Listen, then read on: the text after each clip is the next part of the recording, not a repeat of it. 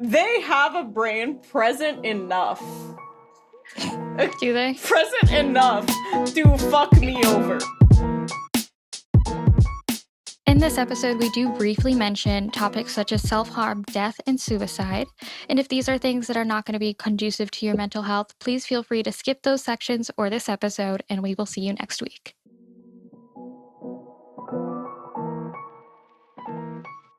As usual, we're going to take it off with our Now What's of the Week. And Nina, go on and take it away. Yeah. So my Now What of the Week is a little bit of imposter syndrome. Like, not really, but yes, I, as you know, am working on my bookstore at the same time as balancing all 6 other jobs. And as I am working on it, I have to pitch myself a lot to different small businesses and collaborators that I want to hold pop-ups with, or I think would really benefit at an event that I'm organizing.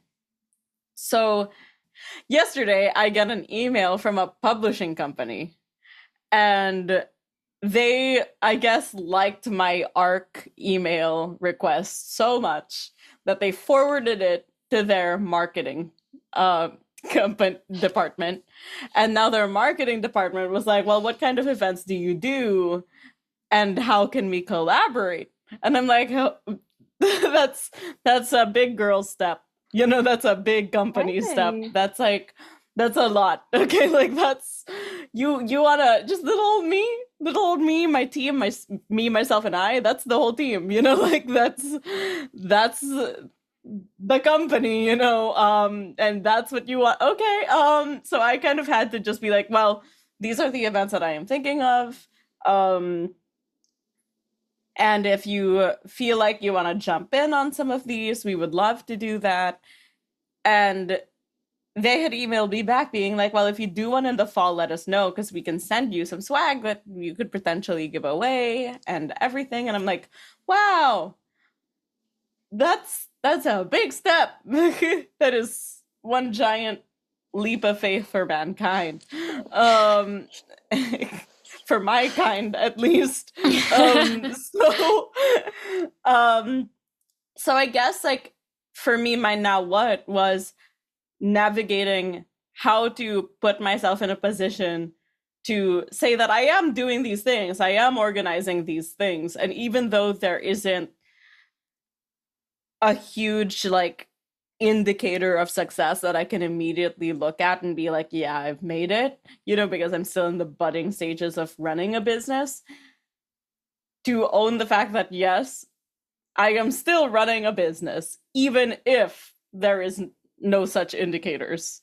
And I deserve to kind of talk about it. Like, I am running a business. I am owning a business. I am owning a bookstore. Yes, it's online. Yes, it's just in the pop-up stage right now. But I have to start changing my language to be like, oh, kind of talking down, being like, but it's just this. It's just that. I have to just get rid of the just. It is that. It is this. And that is a lot for a lot of people. And so it should be a lot for me too. It should be enough for me too. But yeah, that's my Now What of the Week. What about you, Alexa? Yeah, I just want to say too, like, we were walking around in Jersey City today, and you were pitching yourself like left and right at all of these places, and I was so, like, inspired, because I was like, you are willing to put yourself out there, you're willing to talk to these people, and like, and like, I know what you were saying, like, about the imposter syndrome, but like, I couldn't tell it all from the outside. It just looked like, you were like, oh yeah, this is what I'm working on, like, let's collaborate. And that was that. And like, everybody was super open to it, which was awesome. But like, I think that it was because you came into it from such a, like, confident place, whether it's, fake or not. Yeah. I mean, it is a lot of that fake it till you make it energy. Also, I do want to say, I think it was positively received mainly because Stash was there. So Stash really warmed everybody up first, and then I came in. And that's kind of also how I got the library event, was they remembered my dog and therefore remembered me. But yeah, so if you're running a business, y'all, the best thing you can do is get a dog. Get a mascot. Bring it with you. Get a mascot so fast. Yeah. Should be the Number first one. thing that you do. That's funny. Yeah. Stash is like a good opener. Should we get like a bearded dragon or something? Oh, yeah. Oh, you're right. Now what? Because you got a lizard. This is Gerard. This is Gerard. She got free treats. Stash got free treats from a yogurt place. She's an influencer. That's what she is. She is an influencer. Yeah, here she is getting press packets. Literally. Like, you are Stash's entourage, unfortunately. I am. The thing is, I don't even think I'd be good at it. Like, what am I gonna do? Tackle someone? I'm all of 5'2" and 90 pounds. It'll feel like a feather. The elbows. Caress of aggression. We have sharp elbows. Nice. Use the elbows. Yeah. You're right. Yeah. Punch him in the throat. That's my plan. I was at acting class last night, and the scene that I was doing was about these two friends that had just like killed someone. Basically, it was like a buddy cop comedy about two people that had killed somebody. And my acting teacher was like, you need to have specifics. How exactly did you do XYZ? And I was like, well, you see, I punched him in the throat. That is the work that I did for this class today. So I was like, how am I going to feel most like a badass? Let's go. Bam, bam. That was it. That was my work. No, okay. So like, I know what of the week is a little bit, I feel like I've talked about this before maybe, but I am really struggling recently more than I usually do with how up and down my income is, because I'm also a 1099 worker. And for those of you guys who don't know, I am a real estate agent on top of all of this. So I only really make commission when when the deal closes.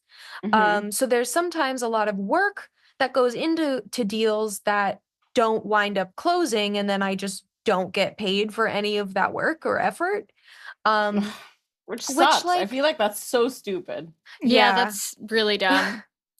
It is difficult. Like, it's not the worst thing in the world. You get used to it, but like it does sting every time it happens. You know what I mean? And like, I think I'm getting to a point where just like the world is so up and down and so in a state that I am really like yearning for a stable income.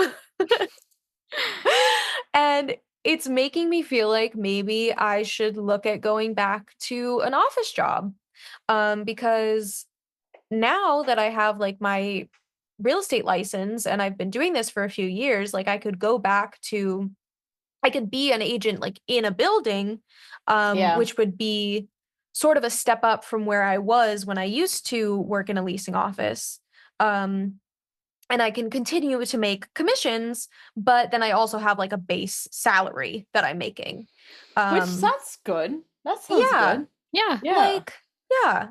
So we'll see. I've been putting some feelers out. I've been sending in some applications and stuff. So we'll see if anything comes of it.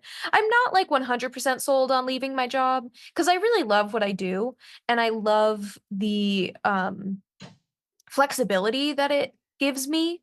I really do have control over pretty much every aspect of my life and career right now, which is really awesome. And I don't have to like negotiate my work-life balance as much as you do when you're in a 9-to-5. But again, there are also pros to knowing you're going to be bringing something in every week or every other week. Yeah. So we'll see. We'll see what happens. I don't know. I'm like, you're confused. Now what? That's how I feel. I'm saying, y'all, Okay, you gotta read. Welcome to the Hidden Dong bookshop. Okay, it is done now. What book? Because everybody in there is at like a liminal crossroads in their life and trying to figure out what to do next. You know, That's I think cool. I realized I'm like the ultimate like now what not now what person, but like if I were to read that book and it would just like give me the inspiration to like quit my job and live on an island, I would do it with no hesitation. And I'm realizing that's not everyone's vibe. Like I was talking to my brother and he's like everything is kind of wrapping up for him in the place that he currently is, and I was like, dude, go to Iceland, go to Germany, like go hang out. And he was like, Yeah. I can't just do that. And I'm just dead ass like, why not? No, Yeah. because like why not? You have nothing tying you to where you are. So what? You don't have a job yet. Move to someplace you want to be and figure it out. Be a barista for 6 months until you find something. And he's just like, why would I do that? Literally. And I'm just Yeah. like, what do you mean? Why wouldn't you? Yeah. Why wouldn't you? Because you have this is your only shot at life. This is your first and only shot at life. Yes. And you live on a rock that floats on lava. And Okay, like just do it. Like literally just do it. it. And I'm realizing that's not everyone's vibe. That's not everyone's initial thought. So I do have to like reel it back when it comes to giving advice to people. Lexi, you know, because we were on the phone the other day, I was looking at jobs as well. Not that I hate my job, not that I want to switch jobs, but I was looking for something with a little more income, perhaps salary, just to kind of increase the income that we're currently making, so we could reach these goals that we have for ourselves a little faster. But I realize I am just not a work girly. I am not built for the workforce. I have genuinely no desire to work for someone else or put effort into anything that doesn't benefit me. And that probably comes from my authority issues. But I was looking at it and I was like, working 9 to 5, that's disgusting. Like it gives me the heebie-jeebies. Like I just don't think I'll ever be a full-time girly. I can't do it. It's gross. Like what? I'm going to give up how many days of my week for the rest of my life? No, I can't do it. It's bad. But I really need to get over that because I'd like to make money. Speaking of chaos, that brings me to my now what? I remembered. Oh, you did? Fabulous. Yes. I have come to the realization that I think I need to get on more advanced/stronger ADHD medication, which I was trying to avoid. What gave us that impression? Listen. You? No. Me? I think all of us. Right? So basically, I've been taking Wellbutrin and Lexapro as a combination to help with my ADHD, and it was doing its job. It was working. However, I have started noticing some things that were kind of tipping me off the first time that I needed to get medication. One of those being is I left the stove on for about 8 hours the other day. And didn't even know. Didn't I literally send you that text that I left the stove on? Yeah. Overnight. And I hate that because I gave my college roommate so much shit for doing the same thing. Right. Another thing is it's been like kind of affecting my work where I keep forgetting like not important things, but like things that I should remember. And it keeps getting me not in trouble, okay. but sorry. It's all right. The thing about getting like ADHD medication that's like a little stronger, such as Adderall and blah, blah, blah, is you need to find a psychiatrist. I don't want to do that. Do you not have a psychiatrist? No. Yeah. How are you getting any medication without a psychiatrist? Well, because Wellbutrin and Lexapro can be prescribed by your primary. So I have a primary doctor, and because I have had Lexapro before, all I had to do was like forward all of my psych paperwork and all, and she was like, okay, because I didn't want to take Adderall at first. Well, again, because it causes crazy ass migraines, like awful debilitating. I already get debilitating migraines, but it would be like every single day, and it's just not good, and it causes me to crash like no tomorrow, and I feel like it affects my personality. All in all, not my vibe. Works so well though. Love it. I am a machine when I'm on that stuff. However, not the best long term. And so when I first moved back to Florida, I just kind of got a primary doctor. Lexapro helps me the most, I would like to say. I didn't take my Lexapro today. That's why I sound like this. And she was suggested Wellbutrin. And that worked pretty good as a combo, but I think just as I get older, it gets worse. And I've just been like zoning out while driving. That's not safe. Leaving the stove on. And it's gross. Well, your Yeah. body does interesting things, and sometimes what worked for it before doesn't work anymore. And clearly, Stash has opinions about that. Yeah, Stash heard the zoning out while driving and was like, Mom, get this bitch a dog. Yeah. Get this bitch a service dog. Stash heard it and was like, who is watching you whilst you are not in my vicinity? She's having a whole tantrum about... She really is. Are you drinking alcohol? Listen, I had a long day. I think we found the source. Okay. Oh, I see. I tried to bribe her with a treat, and I hoped that she wouldn't do it. But, like, I think it's just, honestly, so here's the thing. I did give her, like, one of the treats, and I think she actually just really loves it. So Downtown Yogurt, my dog really loves your treats. And now she's yelling at me. You hear how she stopped when I brought these out?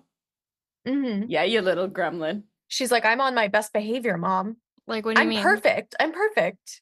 Give me I was another not treat. yelling at you. I was not yelling at you 5 seconds ago. No. This is what it's like, Natalie, when you become a mother. Okay. Your kid is going to be yelling at you. I mean, okay, can I just say, though? Like, I went to go visit my niece and nephews this morning, and her mom texted me, and she was like, just so you know, my niece's name is Paisley. Paisley's in a really bad mood, so honestly, please come over, because if anyone can cheer her up, it's you. And I walked in, and she was like, if anyone can get that gremlin to unlock whatever the heck she's feeling, it's like, have at him. And it like took a minute, but then she was like, yeah, DT's fine. That's my best friend. My best friend gets me. And I was like, yes, I understand. Oh, we are one and the same. I love her. But before we get into this week's episode, I just want to interrupt to let you guys know that we have a code with Renfo, the company that makes my beloved eye mask that you guys heard me crash out about in season 1. And that code is Now What, and you guys can get 10% off any of their products. Highly recommend their eye mask, and honestly, any of the products they sell are absolutely amazing. And we'd really love it if you guys were to support us that way. So on to the episode.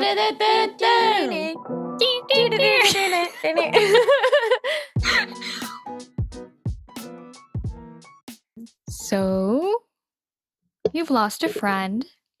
Now what? Friendships are ups and downs. Some people are in your life for a moment or a year or less, or sometimes they're there forever. There's really no guarantee when it comes to friendships. And so when a friendship that you held dear or you thought was going to last a little longer than it did does fade, or you guys have a falling out with a friend, it's really hard to navigate because it's kind of grieving a part of your life that you're no longer going to have access to or no longer going to, use. Because if you have a friend that you go to the movies every Wednesday and then suddenly y'all have a falling out, what are you going to do on your Wednesdays? And that's kind of hard to grapple with. So, with that, what is your guys' first experience with like a falling out and losing a friend? Thinking about it, I don't really think of friend breakups as this huge monumental thing. And it's always because I'm like, well, I never know if I can see them in the future. And I think part of that is because my first friend breakup really was when a childhood friend moved away. Mm-hmm. Like I was in I'm talking nursery school. And I had this girl named Brenda, and she was my best friend at nursery school. And she moved to Singapore. Oh. Yeah. And I was like, I don't even know what to do with that information because I don't know what that means. It just means I guess I'm not going to see you anymore at nursery school is what that means because you're moving to Singapore. Why would you move to Singapore? I don't know. I mean, I guess they have lion fountains with mermaid tails. I really don't know. That was my extent of Singapore as a child. And so when I experienced that, and she was really like the thing I remembered from nursery school. And the thing is, I don't even remember the experiences I had with her. I just know I had them with her. Like I remember people calling me weird because I'm neurodivergent and everyone can tell. And I think she was like the only girl that went like, "Hey, so what? If she's a little strange, that's fine. She doesn't eat marbles like you do, Jeremy." Oh, I like her. Yeah. And that was my girl, and then she left. So when I think about it now with friend breakups, there are more that hit a little bit more, like those where you're like friends for years versus friends for like school, like work friends, school friends versus like the people that you really bonded with and saw outside of school.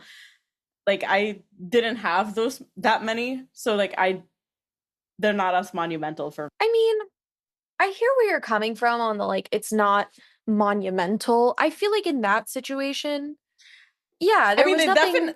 They definitely can be monumental. I just mean like it hasn't felt like super monumental for me most of the time. Yeah, that makes sense. I don't know. I think in that situation, there was nothing you could really do, and it wasn't necessarily because either of you did anything to like fracture that relationship. It just sort of happened organically, um, which still sucks. Like, but that does happen from time to time. It's just like people relocate or people get a different job or they get you know what I mean? And again, like kind of like Natalie was saying, people are transient at times in your life, and that's not necessarily a bad thing. I think though the first time that I ever had like a real like friendship breakup was middle school. I was in like 6th grade, I think, and I was best friends with this girl. We did everything together. We hung out every weekend. We were like Chip and Dale, always together, you know. And I decided that I wanted to join the cheerleading squad at my school. So I went to the cheerleading tryouts and I got, onto the team. And I was really excited about, trying cheerleading because I was a dancer and a figure skater and, all my life. So like it was just sort of another medium. It felt like a little bit. But my friend was like really mad at me for going out and joining the cheerleading team because she was like, I've had friends that have done this and they just left me. Like they just get absorbed into their cheerleading squad and then they don't exist anymore. And I was like, well, I don't think I'm going to do that. Like I'm really interested in this, but like I don't think it's going to change our friendship at all. And like it totally did because, she completely shut me out really after that. Because of like that preconceived notion of what she saw cheerleaders as or her previous experience. Exactly. I think it was just like her previous experience. She got nervous and was like, I'm gonna leave before she does, basically. But not it that really avoidant hurt. not that avoidant attachment style popping up But like so young all over. Is this not just like the middle school girl experience of just hopping friend groups because who knows why? Yeah. Like you're changing so much in most of your childhood. Like year to year in your childhood, things change way more than they do year to year as an adult. Like yeah, because you're a developing human. Exactly. So it takes time to develop. Yes, like humans have a longer infancy, childhood, pre-adulthood than a lot of animals, but that's only because our lifespans are longer than a lot of animals. Yeah. But when you're a developing anything. It's like so many things change so fast. That was the thing, was like I didn't go out of my way to like end that relationship. It was the first time I feel like I was getting rejected almost. Like I hadn't even really gone through that experience in like a relationship sense at that point. So I was like, it really felt like I was like, oh, this was something that I was really excited about. And like it turned into this thing where like I'm no longer good for you, question mark, like, and it really impacted my ability to kind of establish friendships the rest of middle school, cuz I did hop, I guess, from that friendship to like another friend group, and I love that friend group, and I actually am still in touch with most of them today and love them very much. um it took me a really long time to accept that they were going to accept me as I am, you know, versus I guess that relationship where at the end it felt like, you know, there it wasn't an accepting place. It's interesting though because it that one impacted my self-esteem a lot, and I would love to hear your guys' like opinions on this too, but like that at the time affected my self-esteem a lot. I think now I try to be more understanding about it. You know, I can have a little bit more clarity when friendships sort of fizzle out. That like it really usually has nothing to do with any of us. It just happens. I think I can speak to a little bit on what you were saying about, you hadn't felt this in a romantic sense yet, but that feeling of rejection. I think that is something I struggled. I didn't have a name for it at the time, but you said that, and my brain was like, connection. Like, I know that feeling. I know what that is. Both when I was in elementary school and throughout middle school into high school, kind of, I was just like that kid who just wasn't friends with the girls, like typical, and not to be a I'm friends with guys because they're like so much less drama. It wasn't that. It was just that I couldn't connect with them. But I remember in elementary school, I've touched on this in the previous episodes, but I went to a fancy private elementary school, and it was in a wealthier part of town. And so, like, the girls there were just different. Like, they were just different, y'all. They knew designers at 9, and here I am just like, did y'all see the new Barbie movie? And they're looking at me like, okay, loser. So really the only friend I connected with was my friend Mari, who we are still friends to this day. We're going on like almost like 18 years of friendship, I think. And it was just kind of us, just two peas in a pod. And then Julia came into the mix, who I've talked about in previous episodes and how we met. And it was actually like middle school, I want to say, where Julia was the person I was closest to. We were besties, but then we started having that distance because we kind of matured, I would like to say, at different rates. Like she let go of like the childhood and like the toys and stuff, like the second she entered middle school, where I was still like, hee, Barbies.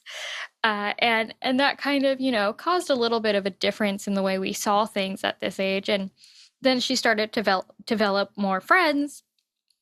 And I just remember like her friends just being completely different from me. And like I could not relate to them at all. And I kind of started feeling that sense of rejection because it was like, no matter how hard I tried, I could never be in the girl group, Yeah. And so like in middle school, I went to 3 different middle schools, one for each year. And in 8th grade, I was separated from Mari because I was in a just higher advanced level of classes. And the way my middle school did it was like you were with the same 16 people the entire year. Like you didn't see anyone else. And so I didn't have Mari to hang out with. And so I had to make friends by myself. And I felt really lost. I remember making friends with this one girl who was so kind, so cool, amazing. And we connected, we got close relatively fast, but then the cool group started to like me. And I remember feeling like this is like an opportunity I have to jump on, because for the first time in my entire life, like the cool people like me. The cool girl wants to be friends with me. And I remember kind of trying to mold my personality to fit their like perspective of me. But in the way I was doing that, I also kind of abandoned this friend I had already made. And I remember feeling lost on trying how to like balance making new friendships, but keeping your old friendships, and not trying to change your entire personality so people can like you and still be true to yourself. But if you change your entire personality, suddenly more people like you. And so I remember like just that feeling of just complete, I have no idea what's going on and I don't know how to control it. And then like losing that friendship that I made with this girl that we were like really close. And by the time, you know, the fog of being in the popular crowd, as cliche as that sounds, cleared up, it was kind of too late for me to go back to that friendship, because she was like, girl, you ditched me for people you didn't even really like. And I couldn't blame her for that. So I was like kind of on the end of the person ditching the friend and then eventually losing them. And I think that whole experience kind of did it didn't make me more insecure. I think it actually made me more secure in who I wanted to be. I knew that with that experience, I would never ever do that again. I never wanted to do that again, because I know it felt awful. I felt awful doing it. And so I think that actually provided boundaries on like how much of myself I'm willing to let go of or change to be friends with the person. Which is a good thing to learn. Like, it's very difficult, especially as friendships progress and they, you know, age, to feel like it's easiest to just sort of fit a mold that they provide. Or like you get complacent with what you're able to share and what you aren't able to share. And like sometimes it just isn't the best relationship for you. And that's important to be able to tell as well. I I want to go back to, because literally, Natalie, like I I feel like that about a friend that I had in high school, where like I was friends with this girl. Like, it was kind of strange because I was friends with this girl in like a group, in like a group that kind of dissolved in high school. Um, I wound up getting sort of absorbed into like a different group that was like kind of similar people, but a different group. And this one friend from the first group like really wanted to join this new friend group that I had become friends with. Um, and in my head, I was like, well, I can't just bring someone in, like, you know, they don't know you that well. Like, I can like bring you around, but like I can't tell them they have to be friends with you. You know what I mean? Like that was what it felt like to me at the time, was like I was like, I can't do that.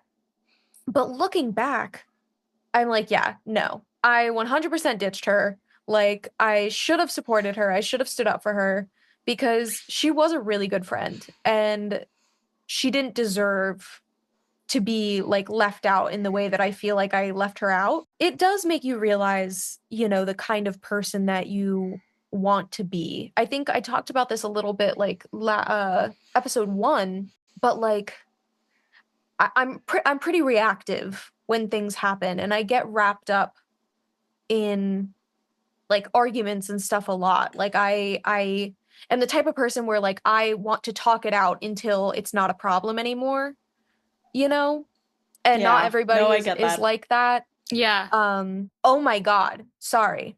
Other side note. This same like friend group in high school. We're going to be talking about this a lot, because I feel like that was my biggest chunk of like just odd friendship relationships starting and ending and like all of that stuff. And But I think it'll be interesting because I know of this friendship group that she was in, because yeah. I was in high school with her, but I was an outsider. So I'm very intrigued to see what the like internal relationships and conflict actually looked like.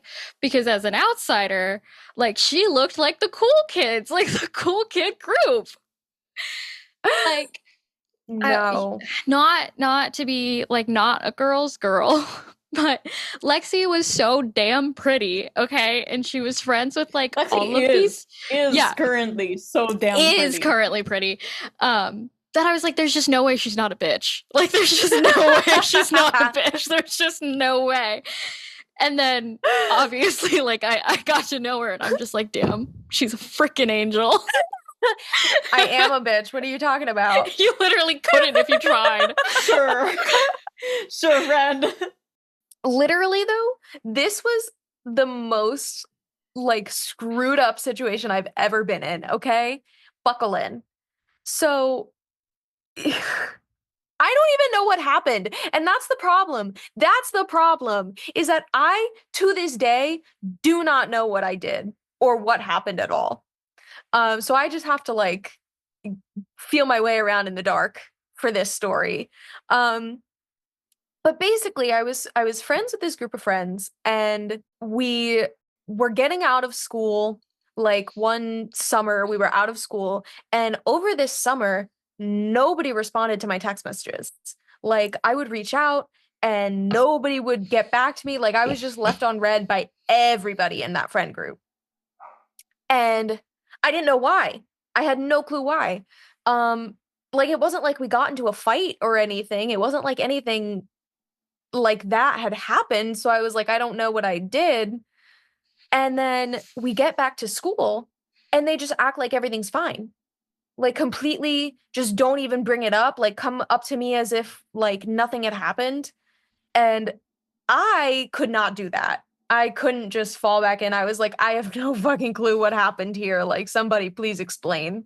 Because obviously there's an issue. So like please explain to me what it is. And by the time I had gotten back to school, they were all like, oh, well, I don't want to talk about it anymore. I don't want to bring it up anymore. Like I just want to move on. And I'm like, that's fine that you guys want to move on, but nobody's filled me in yet. What is this thing we don't want to talk about anymore? Because I wasn't there. I was like, you guys didn't speak to me for 3 months. Like, I don't know what happened. And obviously, you guys were talking about me and talking about this situation for months without me, to the point where you're so like done speaking about it that like I can't even ask. And it was so weird. And that friendship just like dissolved, basically. Like that was pretty much it, because I was like, no, this is stupid. Like they were all just like, well, let's just move on. And I was like, no, we're actually not gonna move on. I will find different people. Thank you very much. Good on you for being able to draw that boundary for yourself. Is that when I entered the picture? Yes, then I found Natalie and I was Nice. like, oh, this is what it means to be respected. Crazy. People who like, respect and I don't want to say anything like bad about these people. I think it was just like, again, I can't even think because I don't know. No, but when you're a kid of that age, like you're gonna make mistakes, which means other people are gonna make mistakes with you too, so it just happens sometimes that conflict resolution in middle school or high school, not super a well-honed skill, like though listening to you guys, I think I had a little bit of an opposite experience. I am, for our listeners at home, peer-reviewed autistic, meaning that I haven't been diagnosed by a medical professional, and I've asked medical professionals and they're like, no, I don't think so, because you keep eye contact and you do all of the things. But then when you talk to my friends, they're like, that's not right. I mean, maybe just like a little bit. Yeah, it's definitely not just the ADHD in there. You know what I mean? More to that. There are some other fish in that pond. There must be a little bit more. And yeah, so when I was growing up and in school, I didn't get like the whole peer pressure thing so much, or the popular thing so much. Like there was a time where in fourth grade there were these popular girls who tried to indoctrinate me into their little group. And for a while it worked. And then I heard them talking shit about a girl that I was friends with who wasn't popular, who was not sitting at lunch with us. So then I left them a little note on like an index card being like, it's not cool that you talk about people that way, and it's not cool that you call people weird, and it's not cool that you judge people when you won't even look at yourselves in the mirror. And I dropped that card off like while they were eating lunch and just had lunch with her. And I was like, deuces, because I don't want to spend time with people like that. Like, I'm fucking weird. So if they're talking about her like that, like they're gonna talk about me like that. And that's not the kind of energy I want to fill my social life with, you know? That being said, though, in the Philippines, when I was in middle school and grade school, it was super common for friendships to fiddle out because you'd change sections all of the time. So you weren't always classmates with the same people all of the time. So friendships fizzled out all the way. That girl that I was defending wasn't my friend the next year, you know, like she had new friends and I had new friends, you know, like it was changing constantly year to year. Um, and I didn't really necessarily mind that so much because that was just the norm. So I had just learned really young to accept these things as they go.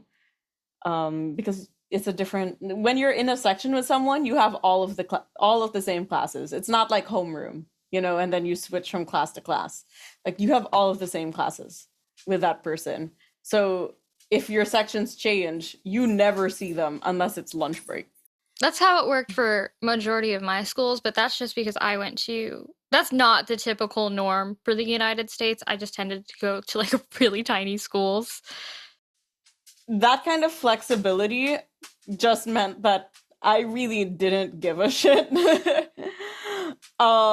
if we were gonna be friends for the rest of the year or not, because I could deal with a few months of discomfort.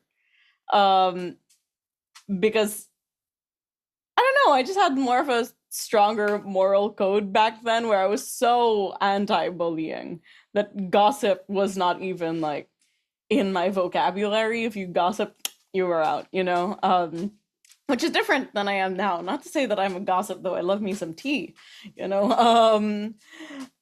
But I find that now I am more likely to bend and shift myself because I didn't learn those lessons as well in school the way that I was meant I to. mean, I feel like we've been talking a lot about relationships that we kind of knew were coming to an end or like that we had a part in ending.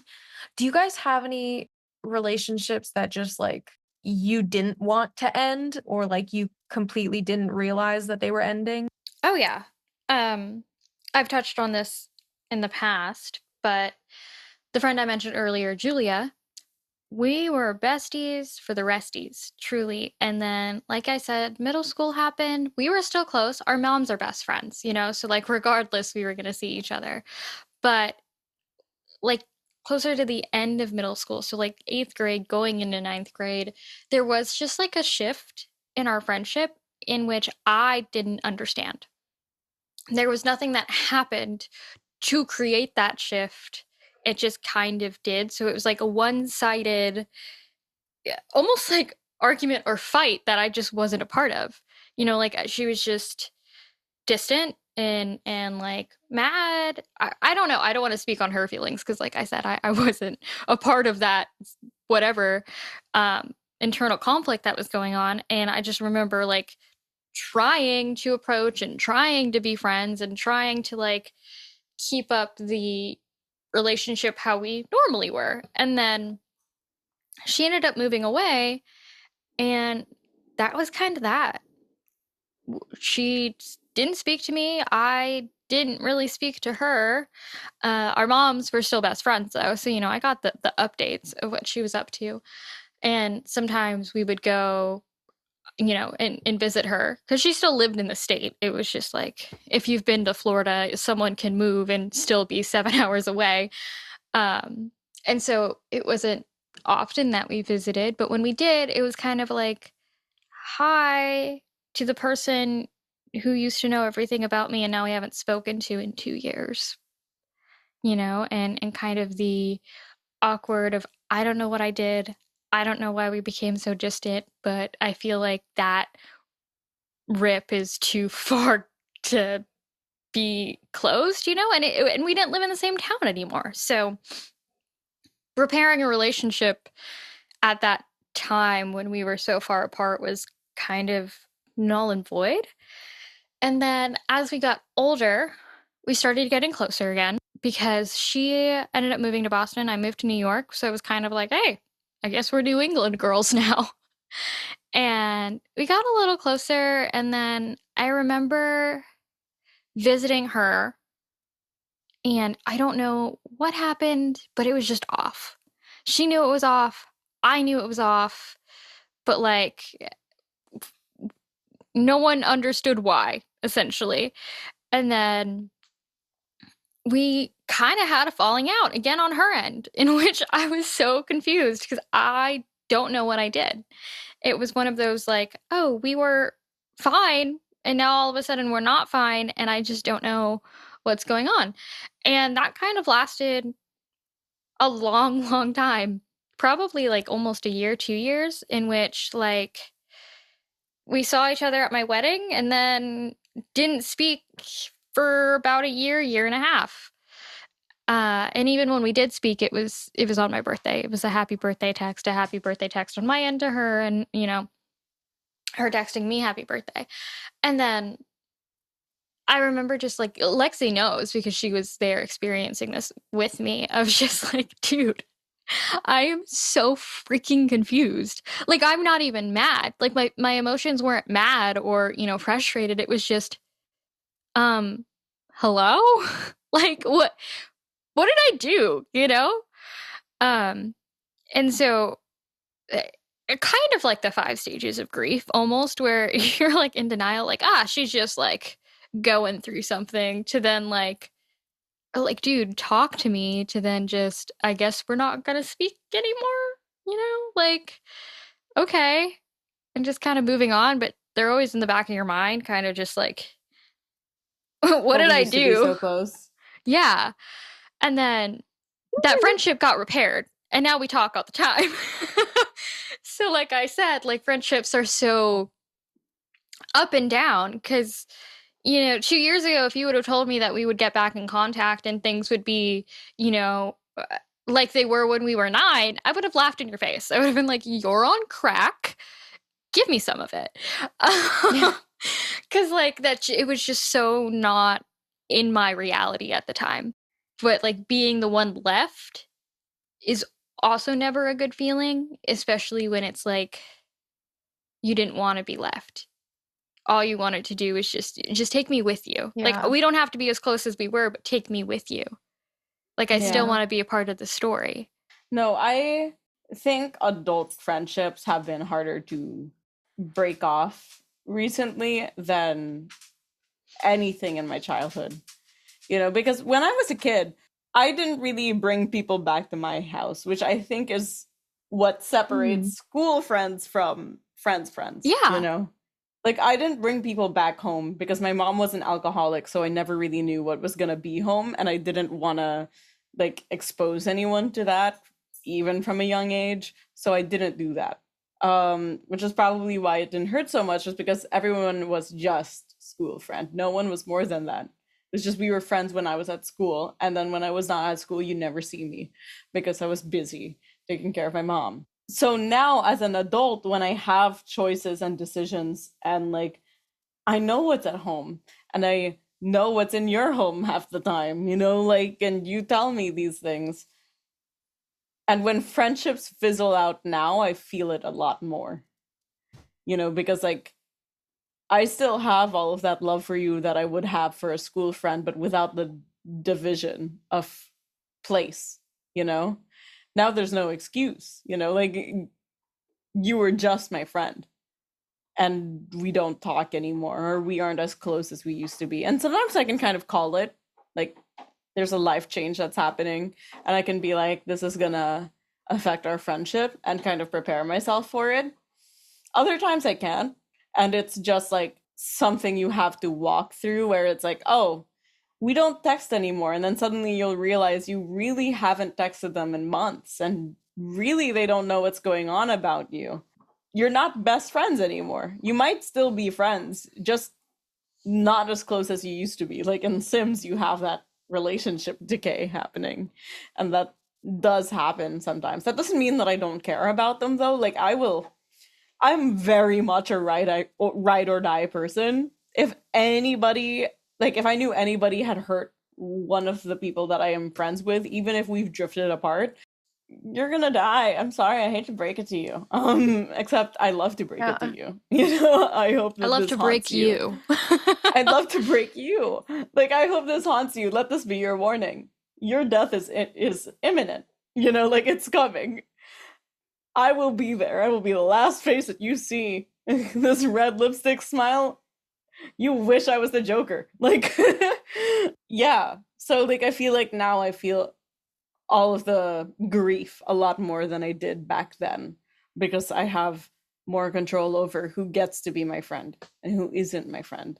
And how close people get to me is exponentially more than what it was in childhood. I 100% cannot say I've ever thought about relationship decay. If you were my friend at any point ever in my life, I still love you. I was gonna ask, like, when it comes to us letting go of a friendship, do you guys truly let it go, or are you just, you know, even if they reach out 10 years later and ask to meet up for coffee, I'm gonna say yes? It depends what happened. Mm-hmm. You know, like, because there are some friends where they really, really, really don't think about relationship decay, and you won't talk to them for a few months, and you'll go through a lot of shit. Like, when I say a lot of shit, I mean, like, I lost a lot of friends when my mom died, because I stopped reaching out to people for a time because I was depressed because my mom died. Like, shocker. Like, Jesus. Who would have thought 1 + 1 = 2? And then we came to the picture.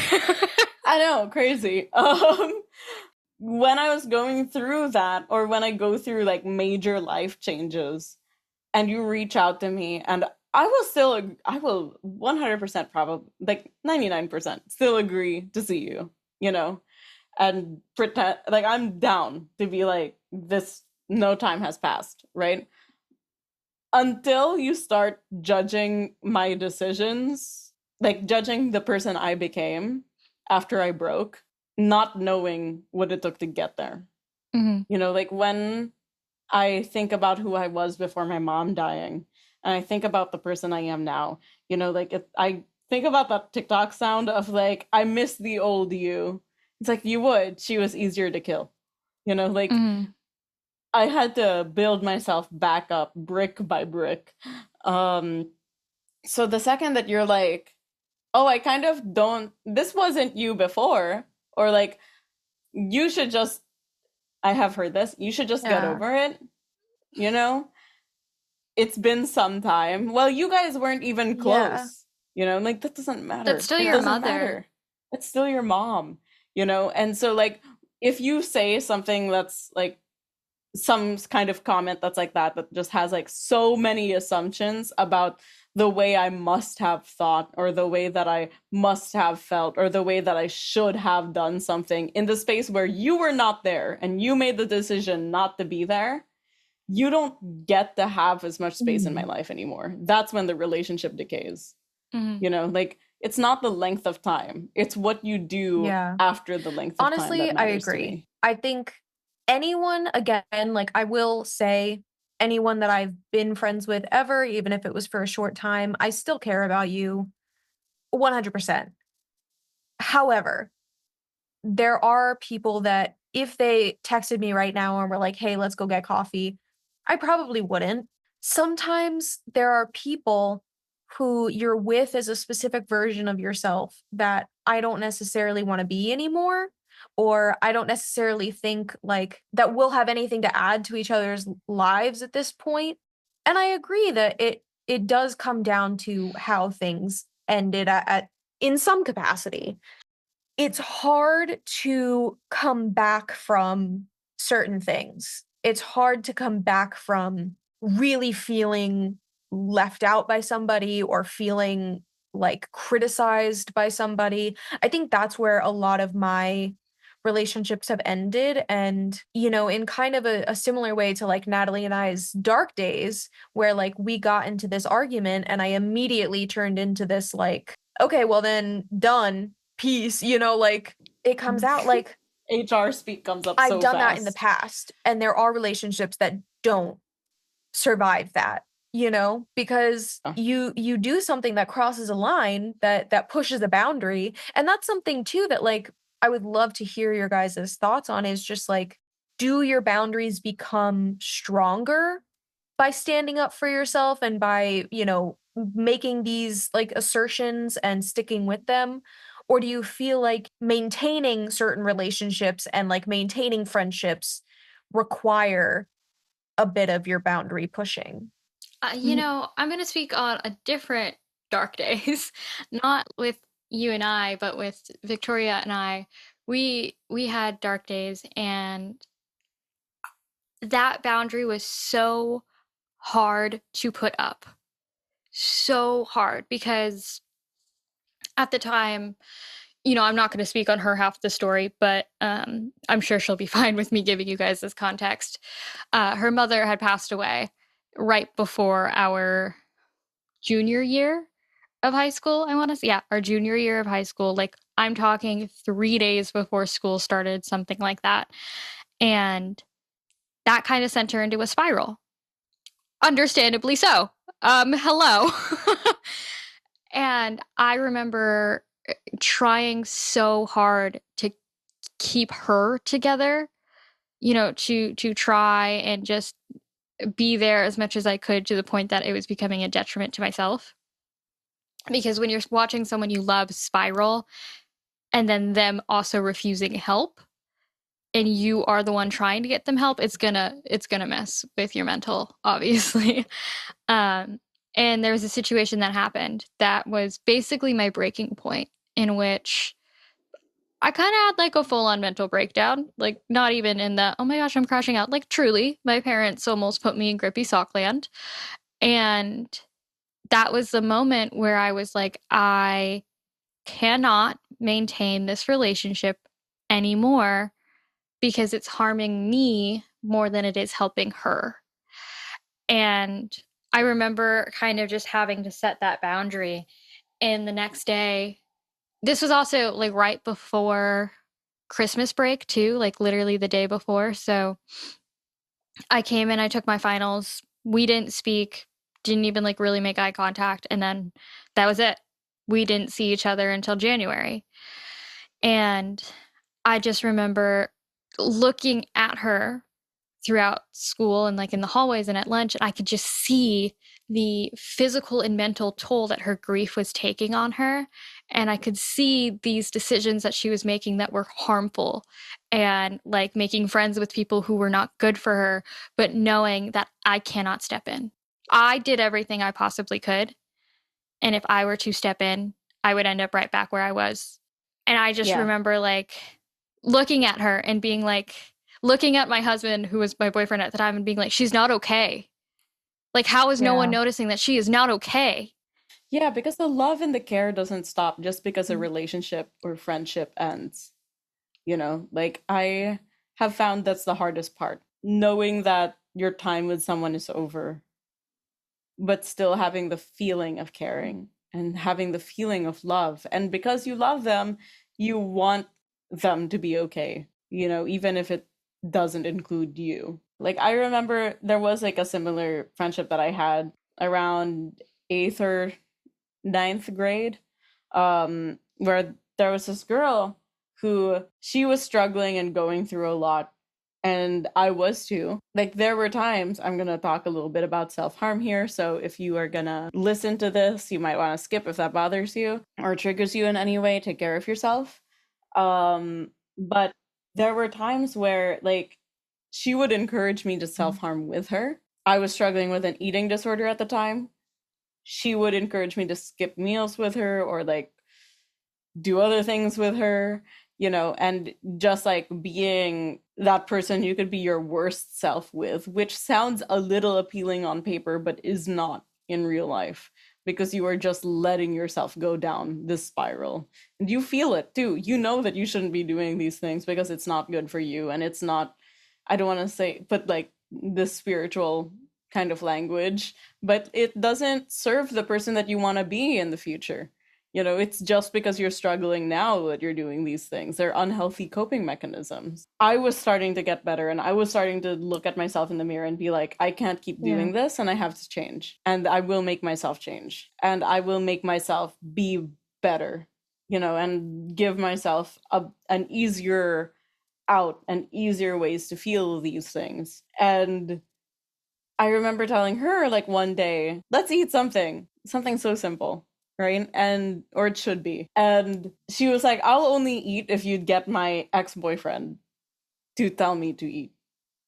And it felt so like devaluing at the time, because I was like, I'm your friend. I am here for you now. He is not here. Mm-hmm. Like, he might still care for you. It doesn't matter. He's not here. I am here. I am telling you that we should eat something. And you don't want to eat with me because you feel like you need his validation more than you need mine. And there came a time where I had to be like, and that's not okay, because that's disrespectful to me. And it doesn't matter if you're struggling too. Like, I'm struggling. We are struggling. That is how we got into this mess, and I am clawing myself out of it, and I'm trying to bring you with me, and you don't want to come because I'm not the person you want to be rescuing you. And so kind of having to be like, you can't save everybody and you can't help everybody. They have to choose to let themselves be helped and to help themselves. If they don't choose that, you can't do anything. So that was like one of the friendships that I had to be like, consciously be like, and this is over now. Like, today, it just ended. This was the done part. And but I feel like, as much as I think about that sometimes, the ones that I think about a lot when I think about lingering feelings are friendships that ended suddenly with no chance of it coming back. Like in 2023 or 2024. I'm going to have to check. I'm sorry that I don't remember. 2024 was such a blur for me, and so was 2023 while I'm at it. I'm pretty sure it was 2023 because my mom was still alive.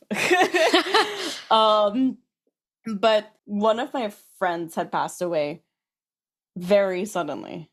And it was someone who, like, she was my only friend, one of my only friends in high school, before I moved to New York. And once I moved to New York, that friendship fizzled out because you move all the way across the world. It tests your friendships, that's a very big time difference. And if they get busy and you get busy, it really, you give yourself no chance. And that is the one where I'm kind of like, to this day, I still kind of grieve that a little bit. Oh, I should have done this or I should have done that. The shoulda, woulda, couldas. Just like what would she think if I told her this now? Both of these kind of remind me of something that I actually learned in AA therapy as a kid. Because for both of any of you guys that don't know, my dad is also an alcoholic. So my brother and I went to like AA sponsored therapy for kids of addicts, as children. Damn, y'all had that? I know, right? I feel like that meme in that Adam Sandler movie where it's like, you guys are getting paid? Yeah. You guys are getting help? Holy There's shit, help that's available? crazy, y'all. I mean, I'm happy for you. Like, that's just wild, though. For me, it's like, damn, I got paid shit. Like, I was volunteering. I also didn't have to live with him full time. So like, girl, you got the shit end of this stick. Anyway. No, but like one of the only things that I remember was this concept that like, you can't love someone out of addiction. You can't love someone out of hurting themselves. You can't love someone into making any decisions that they don't want to make for themselves. Loving themselves. Exactly. No matter what you do, because I feel like in the specific sense of like, you know, talking about addicts, as a child, you want to think like, oh, well, if I tell you that this is hurting me, you're going to love me enough to change it. It's not the way that it always works because you don't think about the fact that you're affecting other people with your issues, quote unquote, you know? You don't think about your impact in that capacity most of the time. So the fact that you guys could even see that, you know, not only like am I hurting right now because of this relationship, and I know that it's because of XYZ in this relationship, and also being able to say I may be doing damage to them too. Like they are in a state of insecurity and you know, I'm trying to do the best I can to pull them out of it, but you want to be you the have hero to put your so own bad face mask on because first. you love them and you want to help them, but you just can't. There's just something so hard about watching someone you love self-destruct. Yeah. Knowing that no matter what you do, you can't defuse the bomb. How do you walk away then in those situations? I think. Well, for me, it was a little bit. Sorry. Yeah, no, go ahead. Oh, I was about to say. Oh. Natalie, you go first.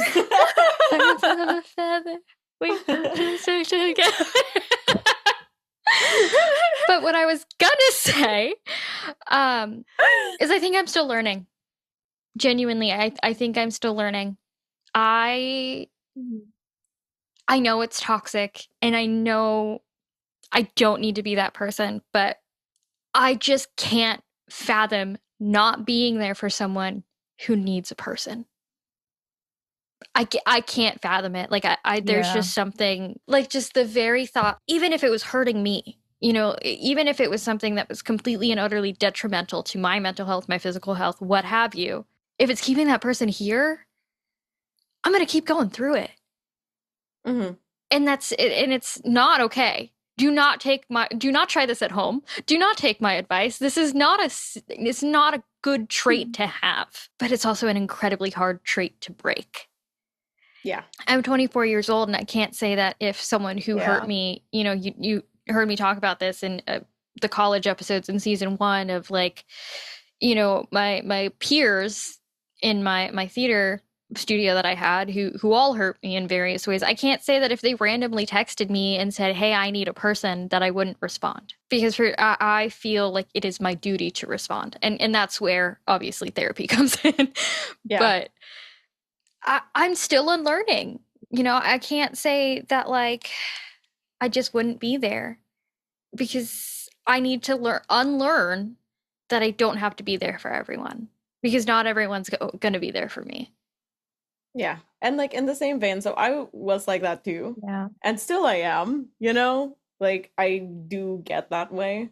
Learning and unlearning is never linear. But I will say for me, there are 2 questions and 2 walls kind of that people have to pass through now. One is that like I would have never done if you are at this point with me where I have had to walk away, that means you have had to have done a lot for me to get there. Because I don't do that. I don't just discard someone and I don't just drop them. And I don't just, that's not me, you know? If I've gotten there, it's because I have gotten to this point where you can explain as much as you want. And the fact is, whatever your explanation is, I've probably already thought about it because that is how you got your 2nd, 3rd, 4th, 5th, and 100th chance. No matter what explanation you give me at this point, I can sympathize with you, but I still would not have done what you did to me to you. And I have to draw the line there because I am someone like if you tell me like Natalie, Alexa, if you tell me to jump off a bridge, I will be like, how high should I do a backflip on my way to the bottom? You know what I mean? Yeah. Like, no questions. Like just be like, all right, like I guess that's what I'm doing today. You know, like at some point, like I have to be careful who I give that power to, because that's a lot of heart space, and I can't give everybody that heart space without emptying myself of that, and I need some of that. And two is that if I've gotten there where I've probably like cut ties with you, that means my friends have heard about you. And if my friends have heard about you, that means they have their opinions about you, and I have very opinionated friends. I have amazing friends who are so strong in themselves, even while we are learning. And they are looking out for me the way that I would look out for them. And we, the council, have decided you have fallen short, which is hard because a lot of us are short. So the bar is on the floor, which means if you failed, you're in hell. I don't know what to tell you. You cannot get any lower. You've hit rock bottom, friend. So I have to draw that line too, where I'm like, firstly, that's embarrassing as fuck if I have to go up to my friends and be like, hey, you know that guy we said that we needed? You know that person that we said that we didn't like anymore? You know that person that you guys said that I should expressly not speak to anymore? I talked to them. Embarrassing as fuck. All right, we don't do that. We have some dignity, okay? And two is the same thing, Natalie, with like, it's hard to watch a friend self-destruct. It's hard to watch a friend hurt themselves by giving too much love to somebody who doesn't deserve it. And I don't want to put my friends in that position. And I don't want to hurt my friends that way, knowing that I can control my behavior and I can stop them from watching me flounder like that and watching me spiral like that by making the decision to walk away and stay away. That doesn't mean it's not hard though. Sometimes I will think about it, but like some days, you know, I do be like, but maybe I should. And then I'm like, imagine how it would feel like in the morning when you have to text the group chat. That's rough, buddy. So that kind of brings me to a question I want to ask you, Lex, is you complimented Nina and I on knowing when to walk away at such a young age. And you mentioned earlier that you felt like you never really knew like when a friendship wasn't good for you. You just kind of were along for the ride until the ride wasn't going. So if there was like a defining moment where you kind of like realized it's like a friendship wasn't good for you? I think I do struggle because I don't ever want to feel like I'm purposely going out of my way to hurt somebody. And I think that even leads into, you know, some times where I've allowed things to happen, or I've allowed like myself to do things that I wouldn't normally want to do just so that there's no like speed bumps, you know? I sometimes look at my own feelings as like things that are getting in the way for other people. That has been the biggest thing that I have to watch for, is I realize that it's time to walk away when I am not thinking about myself at all anymore. I'm just thinking about, you know, what do you need? What is happening here? Like, how are you feeling? If I'm always jumping into like your needs and your wants and I've fully lost myself, I think that's when I really notice it. And I honestly don't think I did notice it until I found friends who didn't make me feel that way. Like, for example, I didn't really notice or take too much offense to my friends, that friend group in high school, until after like Natalie and Victoria started like, you know, we started talking more. And then I kind of started to realize I'm like, this felt very fake. Like, you know, we tried to be there for each other, but like specifically, I was in theater and there's a lot of competition you know, and it felt like we were all trying to support each other while also trying to one-up each other at all times. Oh, here, let me help you up, but while I do that, I'm gonna stab you in the back. Exactly. Like, I'll help you up, but only if there's a camera crew, you know, Yeah. watching You my see every what kind move. of a good person I am. Mm-hmm. Exactly. And that's what happens. Like, shoot, we were 14, you know, like we were just trying to figure it out. But I definitely realized that it wasn't a friendship that I was going to continue with when I found people that, you know, made me feel like myself. That's the thing about like, I feel like the best version of myself with you guys. I feel like I can strive to my full potential. I feel like you guys want me to succeed. That's not always the case. So when you get to a place of like, do these people even like me? Mm-hmm. Like, then it's like, okay, I can leave. I will say though that, and again, I'm sure this is a lot easier, you know, because it's just like a big life change, is like a lot of those friends, like especially from high school and things like that, I didn't stop talking to until we left for college. Like, I still made it a point to be sociable while I had to be there day to day. But that's something too. Sometimes there are friendships that end and then you just have to see them every day still. Yeah. Like Oh, less I often. saw Miss bring my boyfriend to tell me to say Yeah. that every day after that. Yeah.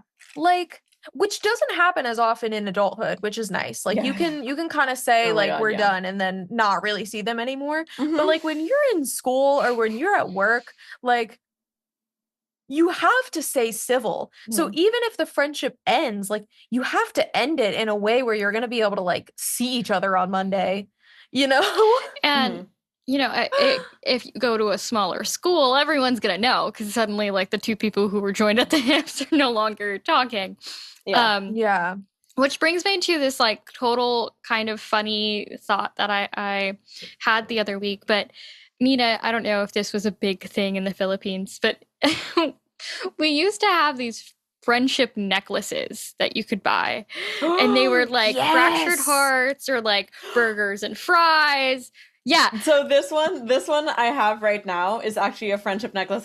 Well, technically it was a Mother's Day necklace, but I use it as a friendship necklace that I have with my best friend Megan in the Philippines. Yeah, and then when you put it Um, together, it makes something. yeah, because it's a small heart. Oh, cute. Yeah, and hers, though I think she turned it into a keychain. Um, hers is a bigger heart with like a hole in it. That has The this space shape. for yours. Yeah. Oh, Oh, that's cute. yeah. So what I was saying is I had this like earlier thought this week, and I sent a voice note to Mari because she was the like person who was in elementary school with me. But I was like, do you guys just remember like coming to school one day and you see like the girl who took off one like of her heart necklaces, you know, like her half is gone, but the other friend is still wearing it, and you just knew they were in a fight. Yeah. Yeah. And that was like It wasn't as big in the Philippines. This was something that I just did. you were ahead of the Yeah. curve. Yeah, You're I was. ahead of the curve. That was like you walked into a Claire's in 2014, 2015. You were walking out of there with like 3 matching mustaches, Oh, yeah. you know, Oh, for you and your mustaches. besties. Yeah. The mustaches. Recession core. Yeah. Yeah, those are gonna make a comeback. We'll draw them Can on you our fingers imagine? and just like No, genuinely, can you imagine being one of those people that got like an actual tattoo of the little mustache on their fingers? I know several. maybe they got a Like, cover up. not to be a hater, but can you imagine? Anyway, No, because I sorry. would never Like, get over it. I would go crazy. I'd be like, but my yeah. friend has the same tattoo. You know, like there's this Beth Crowley song that just released, where she says it's like we got matching tattoos, but you didn't tell me that yours was temporary until you washed it off. And it was like, Oof. oh. I do also just want to throw this out because I thought it was really funny when I was doing research for this episode. I found so many studies on friendship from like the 50s. I think that we really hit our heyday on like studying friendship, I guess, in the 50s. But basically, sociologists at the time kind of came to this like place of the necessary things for forming friendships is physical proximity, unplanned interactions, and a setting conducive for confidences. So I'd love to hear your guys' thoughts on that because Well, like at first it sounded good, and then I thought about it. so yeah. my first thought, right, was that second one was unplanned interactions. That's yeah? what I'm thinking too. Yeah, I was like, Yeah. I was like, oh, okay, so like, you know, texting someone without telling them that you're going to be contacting them. And then I was like, wait, it's the 50s. Were Yeah. y'all just That means, stalking like, each other? Like, No, I think they're like, oh, we see each other at work, you know, and but like, that's planned. Yeah. Y'all but have to go to work. It's like Is it like going we up had and but you walkable don't communities plan back on then. Yeah. being besties. Yeah. just like walking up to someone's door and knocking on it? That's scary.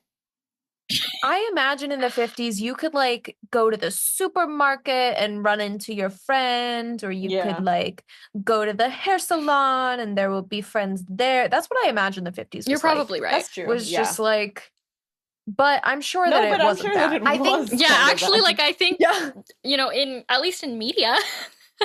yeah, Yeah. that's what it looks like at least. No, I just think it's really funny though, because I'm like, you're just saying it's college. Like you're just saying Fort Hill College. That's Fort Hill College. like Fort Hill College. Like well, I mean, all yeah. of the, like where else do you have physical proximity and a setting conducive for confidences? Like, you Yeah. know, it's just Yeah. The sock hop. but literally like, and I think that that is why all of our Gen X parents are like, you're gonna meet the best friends of your life in Because college. they said so in the 50s. Because they said And so. it worked. Yeah. Back in the day. You have to hold on to the people that do matter. You can't focus on all of the people that aren't good for you. You know what I mean? Like, yes, friendships ending sucks. It can feel like you are, you know, your personality or your being is being rejected. But there are other people that aren't going to make you feel that way. And if you're ending a friendship, it's probably for a good reason. You know, you're probably at a point where you're like, actually, I don't think this is someone I want to interact with anymore. Hopefully that's where you're at. So taking the time to worry about them and how they're going to feel or how they're going to react, it just kind of does a disservice to both of you, because neither of you then can find the people that actually are going to understand. And, you know, if those of you who are listening to this episode, if you're in the middle of debating whether or not a friendship is good for you, I hope this episode also helps you realize it's okay to grieve a friendship, or it's okay to grieve a relationship for what it once was.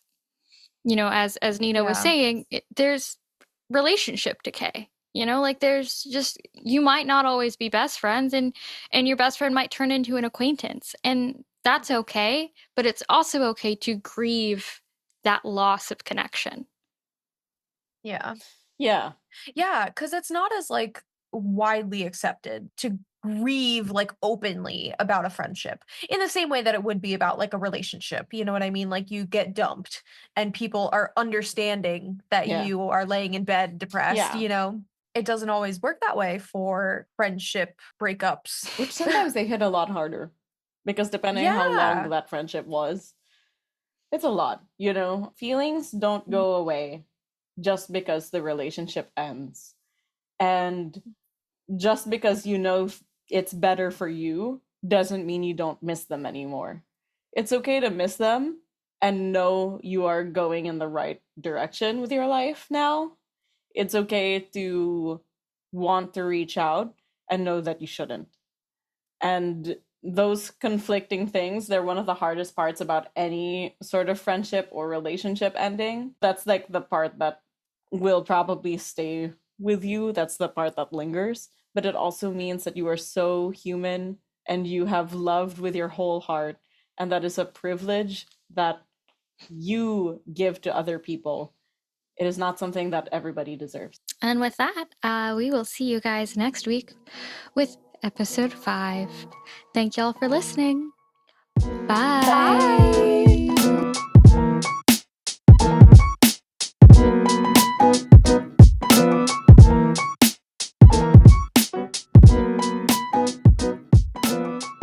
I'm so excited for reasons I can't say. Yeah. Oh my god.